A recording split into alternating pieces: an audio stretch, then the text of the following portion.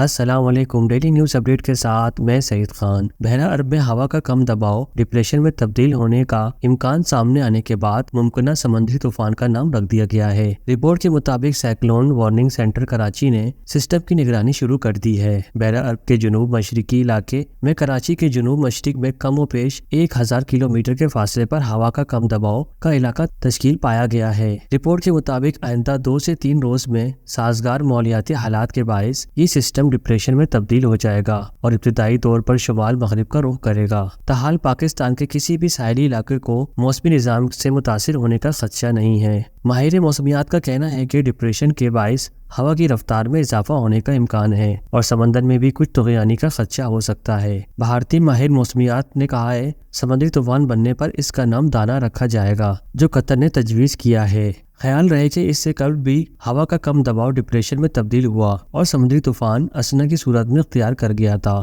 تاہم ستمبر کے دوران اسنا عمان کے ساحل کے قریب جا کر دوبارہ ڈیپ ڈپریشن میں تبدیل ہو گیا تھا۔ ایسے ہی موسم کی ہر پل اپڈیٹ کے لیے آپ ہمارے ساتھ جڑے رہیں۔ ملتے ہیں نیکسٹ ویڈیو میں۔ اللہ حافظ۔